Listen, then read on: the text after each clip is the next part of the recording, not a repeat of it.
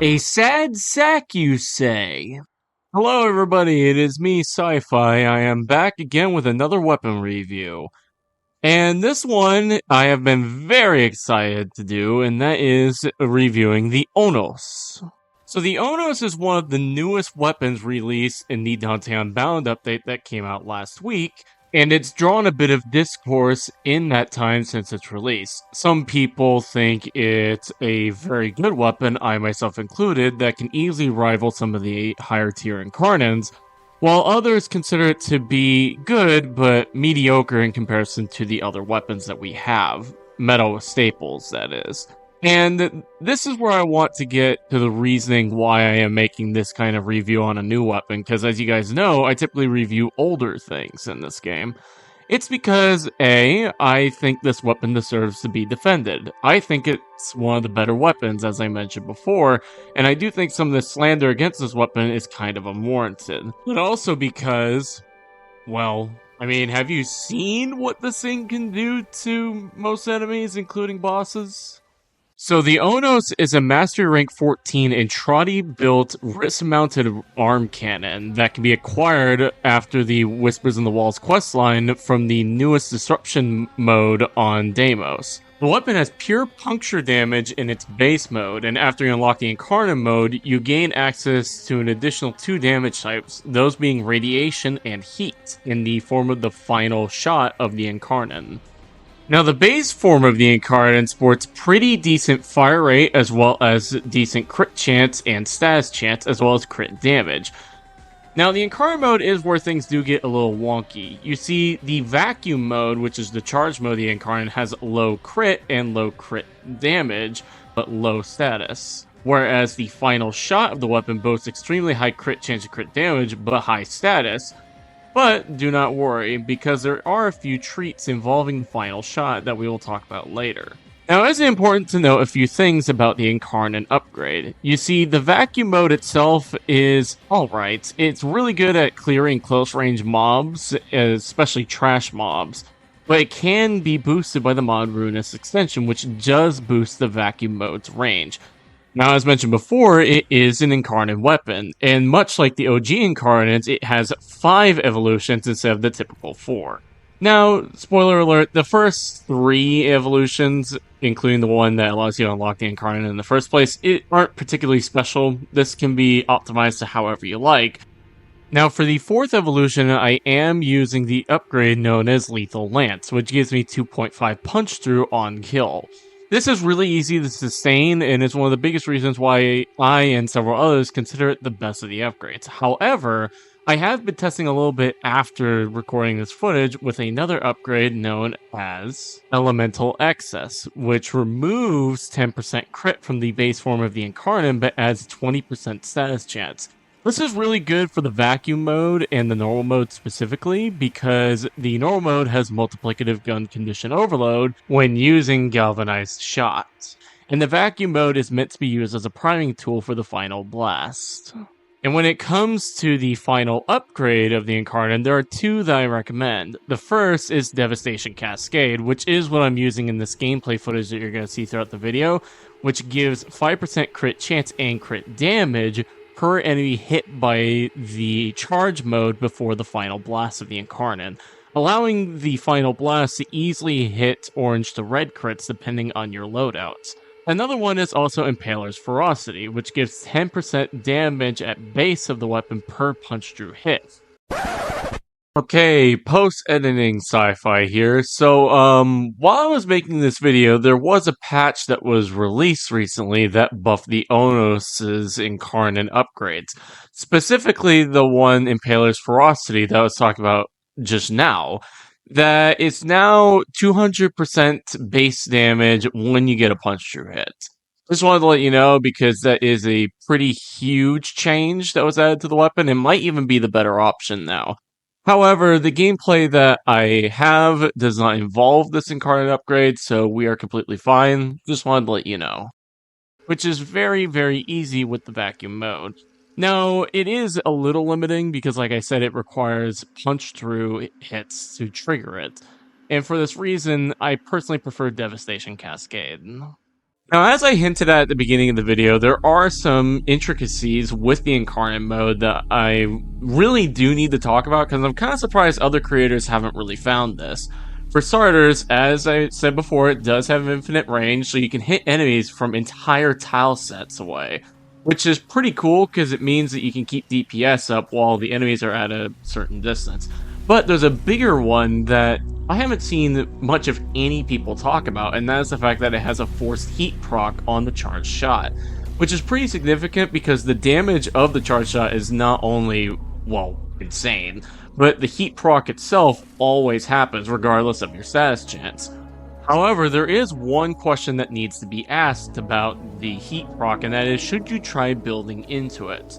Now, I don't have the expertise to really answer this question, so because of this, I decided to consult a very dear friend of mine who has helped me a lot in the past with understanding Warframe maths, and that is my buddy Gamble. So, Gamble, I'm gonna let you take it from here, my friend. Hey, Sci-Fi. Thank you for having me on here to talk about the Onos' forced heat status effect. In the Incarnate mode, the Onos has a forced heat dot, and this is how you mod for it. With any sort of forced status effect, it is a luxury where you do not have to RNG the status effect, so we are not going to be worried about status chance should you want to maximize this singular heat dot. And it all comes down to math. For heat dots, it is a two-part equation. You have modded base damage, which is an equation that considers the base damage of the weapon, the base damage increasing mods, so this is going to be your Hornet Strike, your Magnum rounds, Merciless, Deadhead, Flare are all going to be in this category. And then it is going to get multiplied by your faction damage, should you choose to do faction damage, and any direct damage increasing mods that you have. So if you're running Galvanized Shot, this is where this comes in. So those are the three main things. The next portion is the equation for the heat dot itself.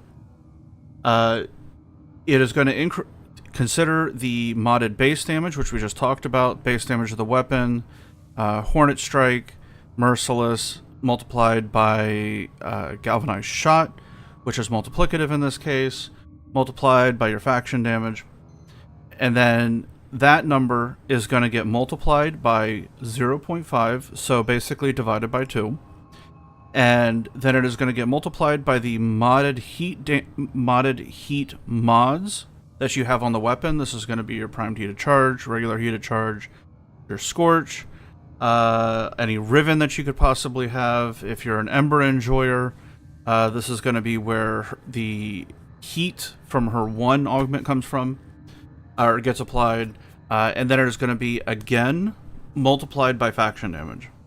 So it's two equations, one is nested into the other. It's base damage times faction, and that number gets multiplied by 0.5, and then gets multiplied by the modded heat mods, and then gets multiplied by faction again to give you your heat dot. So that's how we're going to increase the base value of the heat dot. The next thing that gets considered is the critical tier that the heat dot was triggered on. So this is going to be your yellows, oranges, reds, and all the way up to red with 3 exclamation points.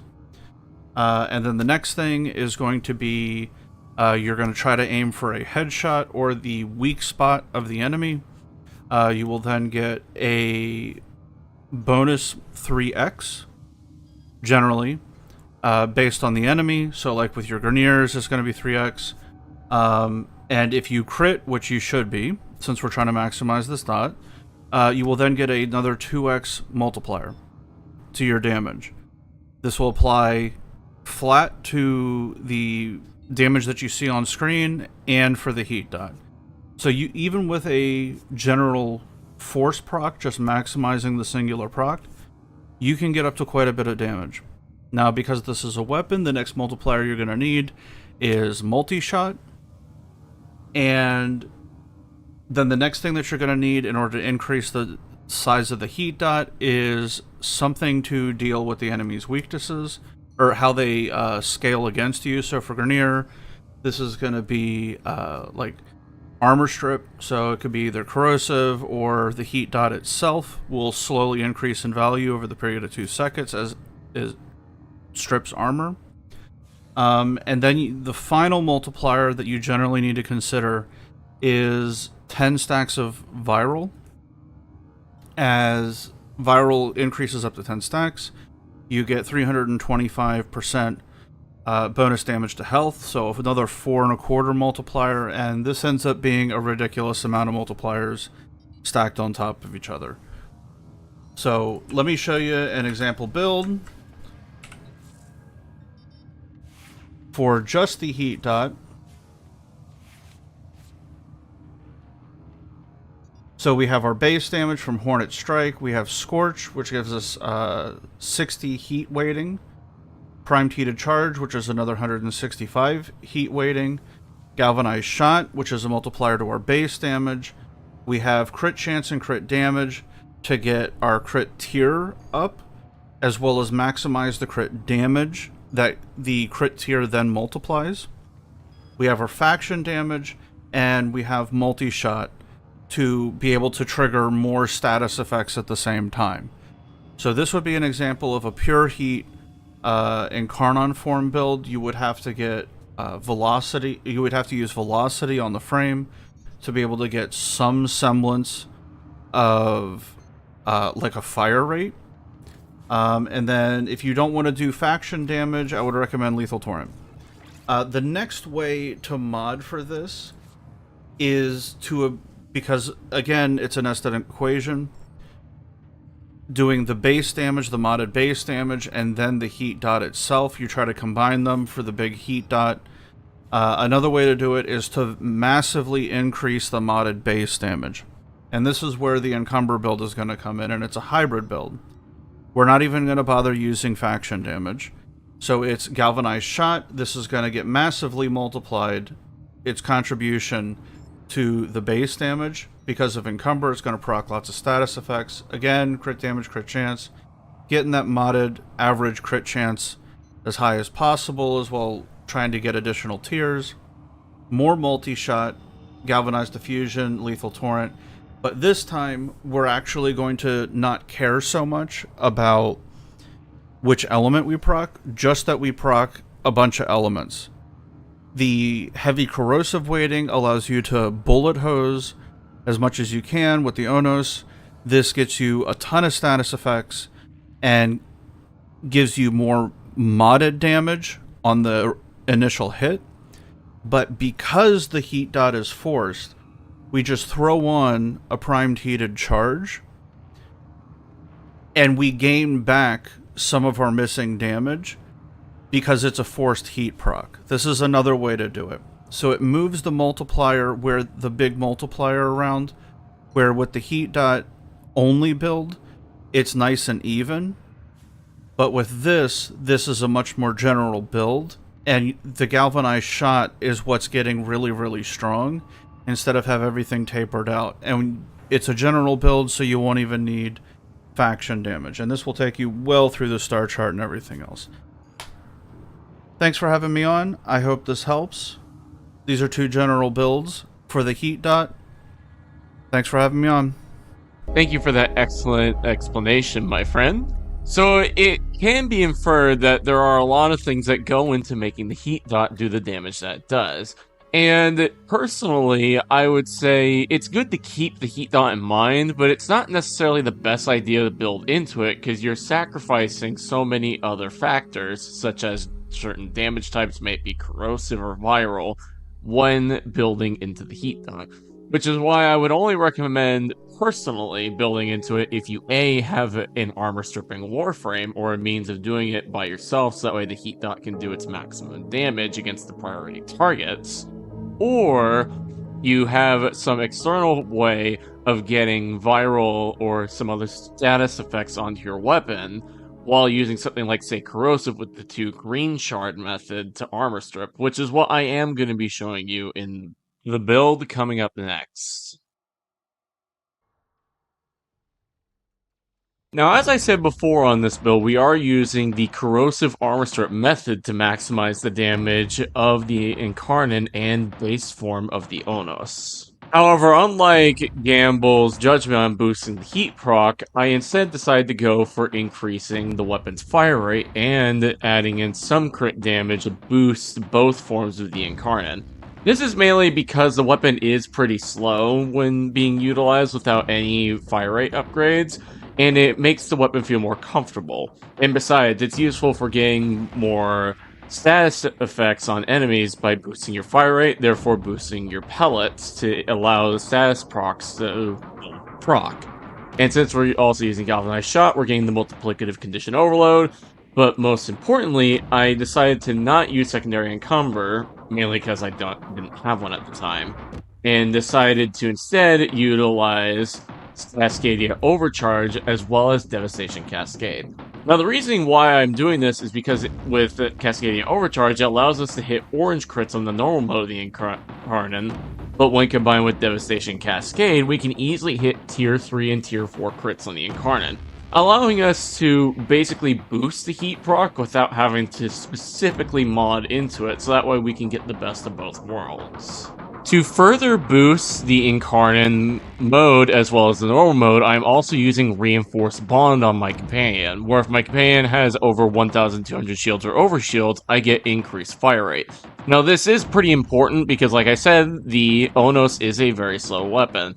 So if you're not going to mod for any fire rate, or just are not interested in it at all, to mod for it specifically, I would recommend using this bond mod, just so that way you can be more comfortable without having to waste a mod slot on the weapon itself.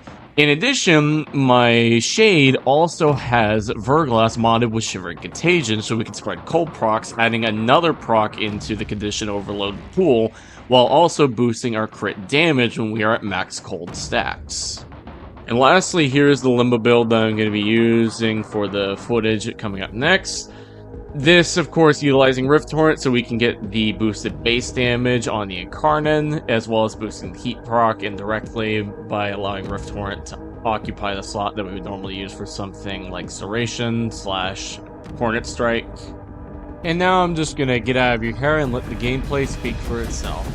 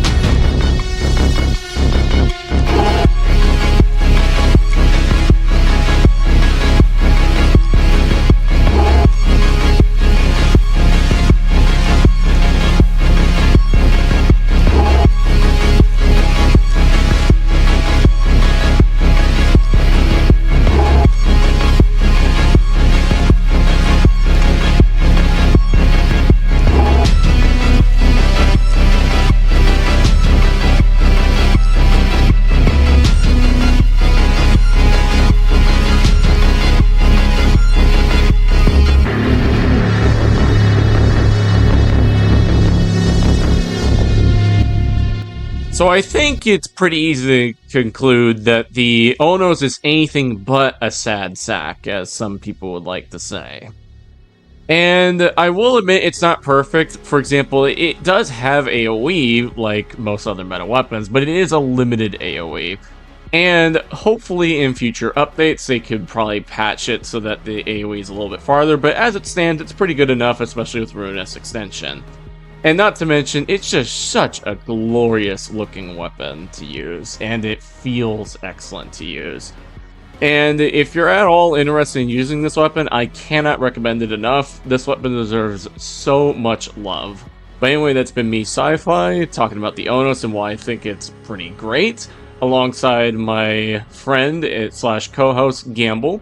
Link to his channel will be in the description down below, and that's it. That's all I gotta say. Have a wonderful day, everybody.